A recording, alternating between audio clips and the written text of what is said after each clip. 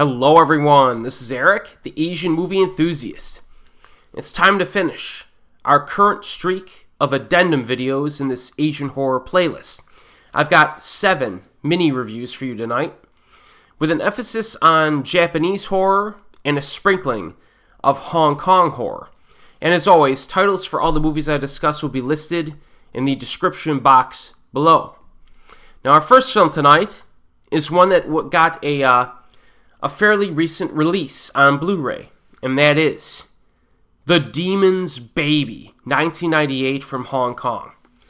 The opening text says the following: secret religions thrived in ancient China, especially in times of strife and disaster. When prayers went unanswered, people turned to the occult. Of the White Lotus sect, there was a 5 Ghosts branch who believed in 5 immortal spirits. The spirits searched for pregnant hosts, feeding on their blood and brains to complete their metamorphosis. Tradition has it that, should the 5 spirits manage to be born, they would bring hellfire upon the earth. But the sect was raided, and the 5 spirits were sealed in ancient vessels. Alright, so it's a pretty interesting premise here. Now, when ancient treasure is violated by Chinese soldiers, each of their wives becomes pregnant and possessed simultaneously. And then we get a rogue priest, and someone else must try to kill the demons before they infest the entire world. So this is it's a period film, all right, with a pretty good premise. Gets off to a fairly slow start, but it does have some effective bits of humor in the meantime, as well as some innocent moments of romance. At times, it does feel drawn out, though. I think the runtime, while not excessively long, I feel like the content level is pretty light here. Now, Anthony Wong has a supporting role, but he does disappear for stretches of runtime. So if you're a fan of him, I guess this movie's kind of worth it to see him, but he's not like the lead role. Now, the horror elements are sporadic during the opening half, but they do ramp up considerably afterward. One scene has an old-school hopping vampire, but it is pretty short-lived. The first legit scene of blood and cheesy terror comes after the midpoint. And yes, I did say cheesy. This does have some low-budget monster effects and other stuff like that. Now, not the most convincing special effects here, but they're fun to look at. There is a body horror element at play as well, which does make it rather entertaining. Atmosphere does become better, more pronounced during the second half, especially during the nighttime demon attacks. There's some colorful lighting at times. So, this movie is only 85 minutes long. It still has some dull patches in it. Decent enough for a pass grade. Certainly, this is actually the best film of the Blu-ray box set. This was the Vinegar Syndrome Hong Kong box set, I guess I would call it. What's it called? Made in Hong Kong Volume 1.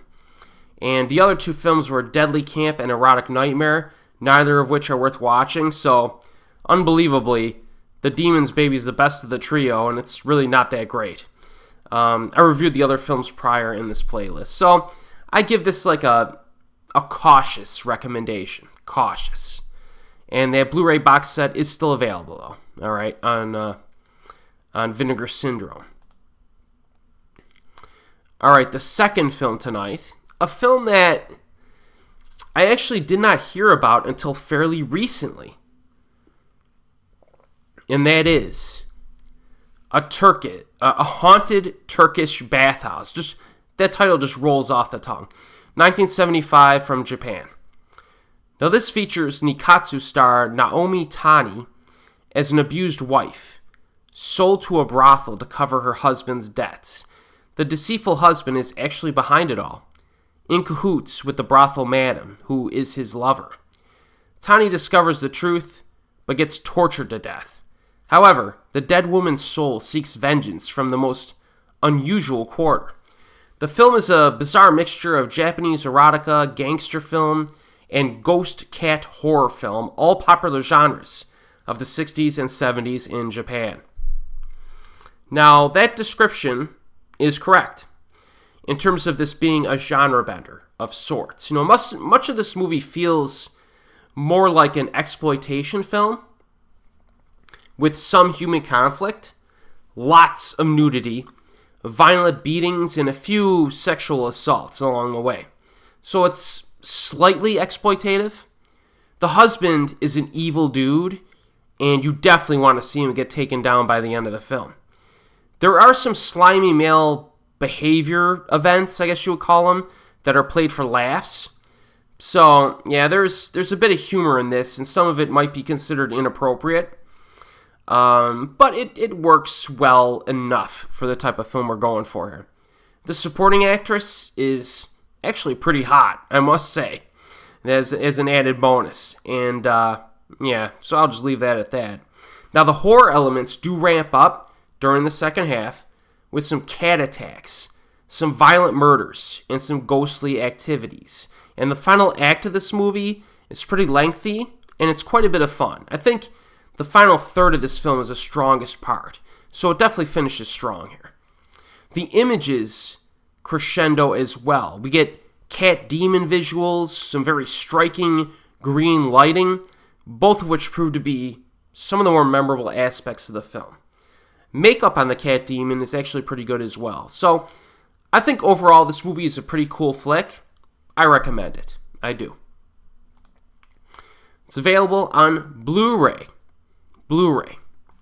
Still pretty easy to find. Alright, the next film is another film that I was unfamiliar with until fairly recently. It's nice that we get releases of old school Japanese movies like this, but this film is called Door from 1988. It's a thriller horror hybrid. A housewife, Yasuko, lives in an urban high-rise apartment with her husband, Satoru, and her son, Takuto. Annoyed by spam calls and door-to-door salesmen, Yasuko slams the door on a salesman's finger when he tries to squeeze a flyer through a chain door. He leaves, but the next day, her nightmare begins, so she obviously pissed this guy off. Now, I did review this movie and its sequel in separate video, maybe one or two videos a while back. But I will briefly summarize my thoughts here as well. This is a pretty slow burn, lower octane film. It tries to establish anxiety more than terror, and I do think it's pretty successful at doing so. The villain intimidates the protagonist in a number of ways, but does not immediately act in the form of an attack. So the confrontations are typical and take place mostly inside of the apartment, but they are pretty effective. So you have a woman who at one point is attempting to escape her home with her child while a psycho is present within the home, intimidating her and basically playing husband for a while. I mean, that's just one aspect of the flick. You're not sure how far this guy's willing to go in his act of revenge. Is he going to kill her? Does he just want an apology? Perhaps some form of penance? Who knows, right? And that sense of uncertainty drives the movie. One scene near the end has some good overhead camera work that moves from room to room. Now, on the negative side, a few of the confrontations are a bit cheesy, and there are a few dumb decisions made by the protagonist, but this is still a pretty good flick. I like it. I will not review the sequel here, which is called Door 2, because in this playlist we're covering Japanese and Asian horror movies. Door 2, not really a horror film. It's more of an exploitation drama. You could check my review, though, of it on my main channel, or my main series of playlists if you want to see my thoughts on it. And I did review Door 3 in this playlist, the horror playlist, previously, because it was directed by Kiyoshi Kurosawa. I think that one was released in the mid-90s. But I'll include a link of that mini review in the description box below. So, yeah, Door, the first one, pretty good. It's currently available on a Blu-ray from Third Window Films. Alright, our next film tonight is a little bit crazy. Alright, Arguably the most unique film we're covering tonight. Also arguably the most erratic, inconsistent, and that is Scissorpenis from 2018, an exploitation horror comedy drama. Yes, that's the title for the movie, and the premise is equally ridiculous. There is a man who wants to have sex, and any woman will do. His idea to get some is to become a married man. Well, that's the way it used to be. But ironically, his wife was only into marriage and not the sex part. He becomes even more cross when she has an affair, which drives him into a state of rage. He then transforms into a creature who has 3 knives in the place of his penis. So this is a pretty mixed bag, but it's certainly different, all right? Very energetic and creative presentation, with lots of editing, drawings, illustrations, and a few classic era effects. It's pretty interesting, the presentation in this. There's a massive amount of fast-talking narration, especially during the opening half, and even some interaction between the narrator and other characters. This presentation style does become a bit tiring and exhausting at times, if only because there's so much that's thrown at the viewer. It has a surprisingly high dose of social commentary, which I was not expecting from a film with this title. It really does hit the modern dating scene really hard, and it throws out some controversial ideas and criticisms of modern women that have really only been popularized in recent years on the internet. Incredibly cynical stuff, but you're not really going to see commentary like this from a mainstream movie, which gives it an unconventional feel. It's kind of a unique film, really. There's quite a bit of nudity and sex, perhaps slightly too much. One scene goes on for way too long. The opening half hour does not really feel like a horror movie, but we get a gory kill soon after and a bit of violence later on. I would have preferred more horror content in this because there's not a ton here, but it has just enough to be included in a horror playlist. You know, you looking at the plot synopsis, you might expect a nasty slasher or body horror film, but it's really not like that. It really isn't. This is kind of difficult to recommend to most people. Very odd movie. The social commentary itself is kind of offensive, and it's unevenly paced. But the sheer nuttiness of this film earned a pass grade for me. So, go in with caution on this one. All right. Now, it is available on Blu-ray, currently sold out. I think this is an Error 4444 release. But maybe one day they'll come out with a standard edition. Maybe you'll want to check it out. Or maybe one day it'll pop up on streaming. Alright. Alright, so the last 3 films tonight, we're going to finish pretty strong here. Alright.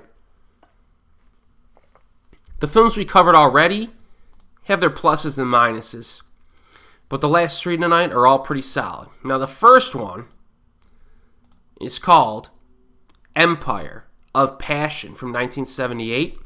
This is a Japanese horror drama. Set in the year 1895, a rickshaw runner arrives home in his village. His younger neighbor, Toyoji, coerces his wife, Seki, into having sex. They become lovers and have an affair, but Toyoji is very jealous of the husband and decides that they should kill him. One night, after the husband becomes drunk, they strangle him and dump his body down a well. To avert any suspicions, the wife tells her fellow villagers that her husband has gone off to Tokyo to work, but suspicions emerge and the husband's ghost begins to visit from beyond the grave. Now, this was directed by Nagisa Oshima, who is a very reliable and proficient filmmaker. All right, there's a huge emphasis on atmosphere in this film. Lots of foggy nights, forest environments, snowy settings, occasional lanterns on display. The nighttime scenes are very well lit, generally speaking. A visually beautiful film, for sure. The horror content could be described as more classical when compared to a modern-day movie. The scares in the film are effective because although we get a number of ghostly hauntings, the ghost is not that aggressive at achieving vengeance. It's more of a sad ghost that inflicts guilt upon the characters and psychologically damages them, which is pretty cool. And that compounds the pressure of the townspeople gradually becoming more suspicious of our lovebird murderers. There's a great scene involving a ghostly rickshaw that gets lost in the fog. Probably my favorite horror sequence of the entire film. It's fantastic. One thing you'll notice about this film is that none of the main characters are especially likable, but I enjoyed how the story played out. It's sexually charged, and the supporting characters add some intrigue as well. So I definitely recommend this. You can check out my full-length review for more thoughts. Empire of Passion comes recommended. It's available on the Criterion Channel online, and it also has a Blu-ray. Alright, our next film here, again, pretty nutty. It is pretty nutty. And that is Human Lanterns from 1982. This is a Hong Kong horror action movie.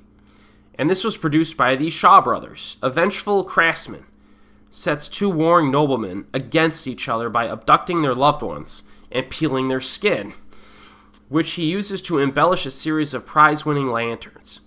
The human characters have a lot of pride and ego related to their public conflict, which allows the craftsman to manipulate them into essentially destroying their very own lives. This is a very cool premise here. The best thing about this movie is the bad guy. There are some creepy scenes involving this guy. He cackles, wears a skull mask that has some kind of monkey fur around it. If this dude stalked me at night, I would be scared. So he definitely makes the film. The horror aspects are pronounced. And, at times we see these kidnapped women in the bad guy's lair as they try to manipulate him and find a chance to escape. And these particular moments have a mean-spiritedness to them, for sure. But they're not that extreme in that regard. They have just enough intensity to be effective without derailing the tone of the film overall. And there are some bloody deaths to enjoy in this, which are quite macabre. But it works within the context of the film. In terms of action, because we do get action in this, the forest fight and the finale in the bad guy's lair are the highlights. So, again, this is a little bit different because you blend in that action component, and it makes it quite entertaining, I must say. Film is nicely shot as well. Pretty neat flick that's a bit different. You can check out my full-length review if you want more details, but Human Lanterns definitely comes recommended. It's available on Blu-ray. Alright, our last film tonight. Last film. This is a doozy. This is the one that I've been waiting for 8 years to watch. And I did a separate review of this, and I was quite excited to review it. And that is, of course, The Eye's Dream from 2016, a Japanese exploitation horror drama. A traumatized young woman is obsessed with art depicting eyeballs. She's a weird person. She shoves her camera in people's faces on the street for the purpose of capturing images of their eyeballs. Kind of weird, for sure. In any case, she meets a neurologist who diagnoses her with an unusual form of phantom pain, the result of her previous kidnapping. Meanwhile, a serial killer roams the streets, targeting people's eyes. And, The Eye's Dream, perfect title, since eyeballs are the focus here by a lot of the characters. So could our protagonist be his next victim? Well, this was directed by Hisashi Sato. I'm a huge fan of this guy. Certainly one of the most interesting Japanese directors of exploitation cinema in the modern era. He somehow keeps things intriguing despite the sleaziness on display. And The Eye's Dream is sufficiently perverted, but in fascinating ways. Yes, the sex scenes can become quite graphic, and certain sexual acts are wince-worthy. But there's stuff in this movie you'll probably never see in any other movie for the rest of your life. And that's a big positive for me. This movie is always creepy due to the exploitation elements, but a horrific tone slowly increases as the film progresses. And there are some bloody bits of violence that are saved for later. visually disturbing, and they do deliver for fans of violent Japanese horror films. Now, the set designs are eye-popping. See what I did there? The protagonist studio is a photo exhibition of huge pictures in different colors. Creepy but cool at the same time. I love the way the film was shot overall. Early on, there's a room of curtains that are lit by glowing freezers, and everything has like a light green tint to it. Really cool scene. Lots of bright glowing white lights as well. And there are certain scenes where shadows are showcased very well. Nicely atmospheric. There's some scenes in the forest as well. So, again, this movie delivers on style despite the budget being fairly small, probably. And then as an added bonus, the lead actress is very good. So, The Eye's Dream is like, I mentioned it in my full-length review, this is the type of film that makes me excited to watch a movie. Just because it's so different. So I strongly recommend this one if you're someone who can handle stuff that's a little bit perverted. Alright? This is available on Japanese Blu-ray with English subtitles. Unbelievable.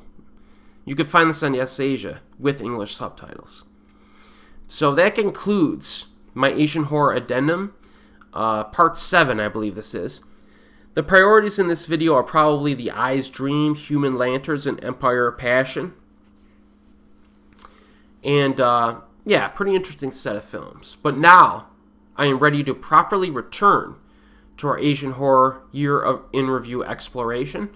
I'll be reviewing over 30 films from the year 2019 next.